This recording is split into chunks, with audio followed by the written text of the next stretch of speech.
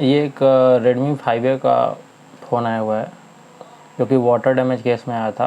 Customer का complain था कि वाटर डैमेज के कारण इसमें टच काम करना बंद कर दिया। जब हमने इसमें चेक करा, डायग्नोस करा, तो उसमें हम लोगों ने ये देखा कि इसका जो फोल्डर है, इसका जो टच है, इसका टच ख़राब हो चुका है और इसका जो बोर्ड है, बोर्ड में भी कुछ इशू है जिसकी वजह से टच काम नहीं कर रहा है। सबसे पहले तो हमने फोल्डर डाला, लेकिन फिर भी इसमें टच काम नहीं किया। एक बार मैं आपको प्रॉब्लम दिखाता हूँ।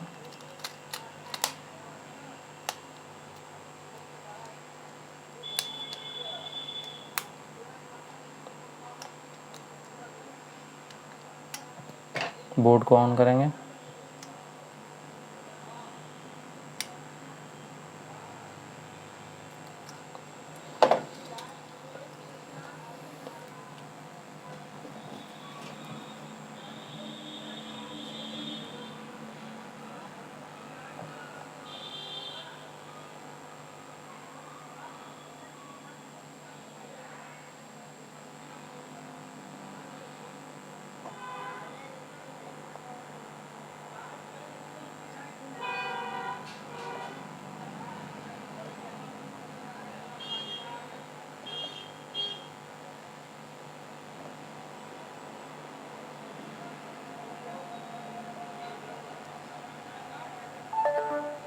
ठीक है, बोर्ड ऑन हुआ। इसमें टच काम नहीं कर रहा है, ठीक है, इसमें टच काम नहीं कर रहा है। बोर्ड प्रॉपर ऑन है, फोल्डर ऑलरेडी हम लोगों ने बदल दिया है, बट इसमें टच काम नहीं कर रहा है। आप देख सकते हो यहाँ पे इसमें टच काम नहीं कर रहा है।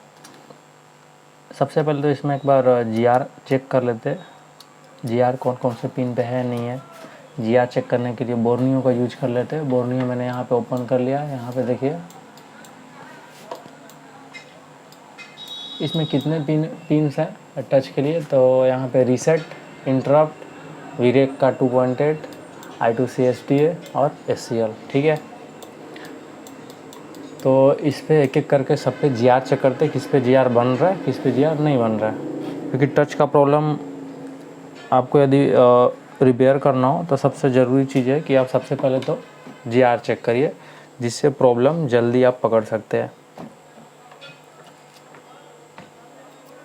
यहाँ पे मल्टीमीटर,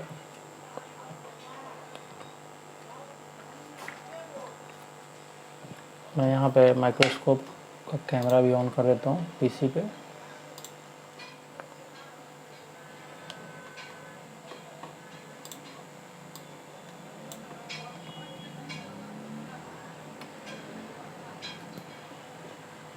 और एक साइड में बोर्नियो को रख देता हूँ इधर, ठीक है।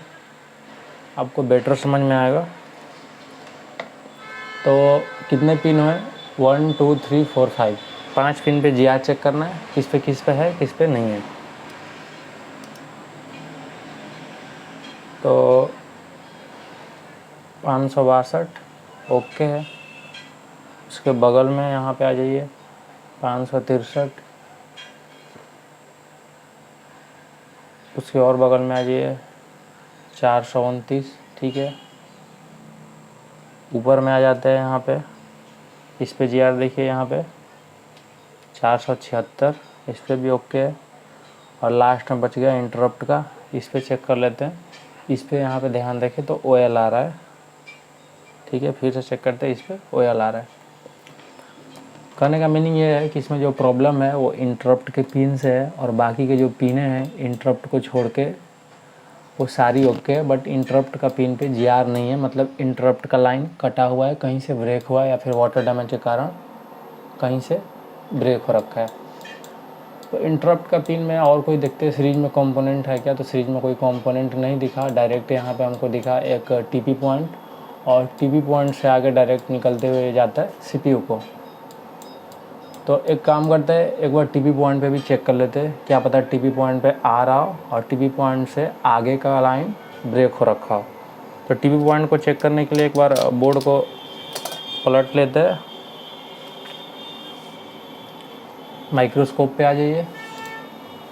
तो ये रहा TP पॉइंट वो, और यहाँ पे वाटर डैमेज आपको दिख रहा होगा, ध्यान से आप देखें तो आपको वाटर डैमेज दिख रहा होगा। और TP के बगल में भी एक और TP पॉइंट है जो कि वीरेक का पिन का है, वो भी गल चुका, बट उस पर GR है, उससे कोई इशू नहीं है। बट यहाँ पे जो TP पॉइंट है इस पर ध्यान देना। और यहाँ पे आप ध्यान से देखें तो TP पॉइंट के ऊपर में आपको माइनर गलने जैसा दिख रहा होगा। तो एक काम करते हैं, सबसे पहले इस पे GR चेक करते हैं TP पॉइंट पे कि इस पे GR आ रहा है या नहीं आ रहा है।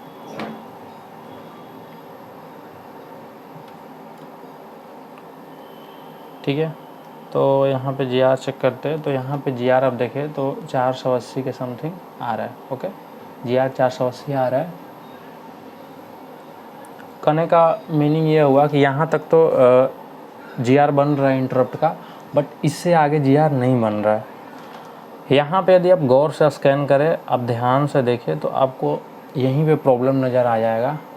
ये जो ट्रैक है यहाँ से निकलता हुआ जा रहा है वो टच के कनेक्टर तक, जो कि यहाँ से गल चुका है।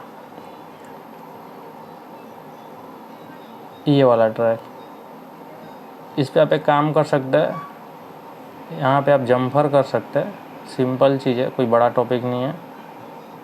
या फिर यहाँ से TP पॉइंट से लेके टच के कनेक्टर तक आप मार सकते हैं, आपकी मर्जी है। लेकिन अच्छा यही होगा कि यहीं से यहीं हम लोग मार दें।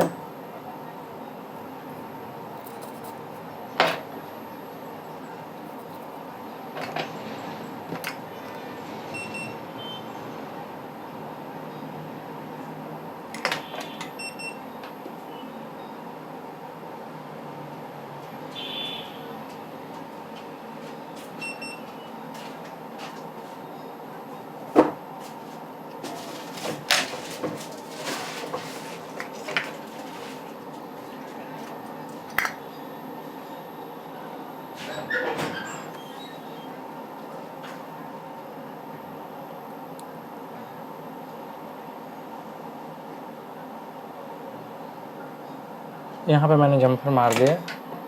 और जम्पर लगाने के बाद पहला स्टेप ये है कि आप वापस से टच के कनेक्टर पर जाइए और वहाँ पे एक बार फिर से इंटरप्ट के पिन पे GR चेक करिए।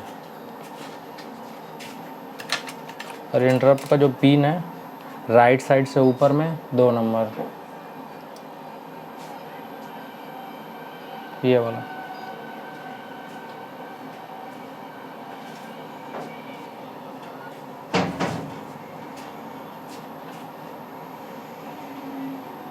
और यहाँ पे GR आ गया 480।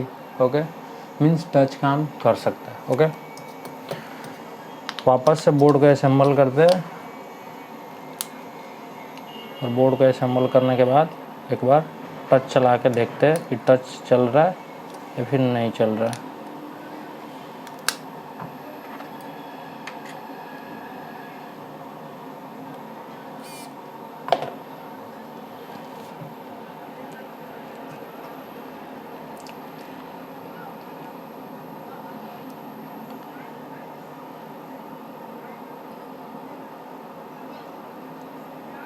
कई ऐसे फॉल्ट होते हैं जिसमें आप यदि ध्यान से स्कैन करें, आई स्कैन करें, तो आपको प्रॉब्लम नज़र आ जाता है। कई बार क्या करते हैं बंदे कि डायरेक्ट बिना सोचे हुए CPU रिवॉल्व कर देते हैं।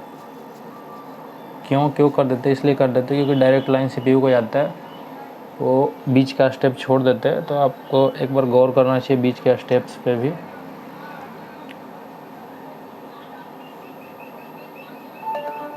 ठीक है, बोर्ड वापस से ऑन हुआ।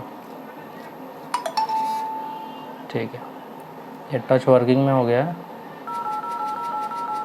ध्यान से देखें तो ये टच वर्किंग में आ गया। पासवर्ड अपने को पता नहीं, ये पासवर्ड फ़िलहाल खुल भी गया है।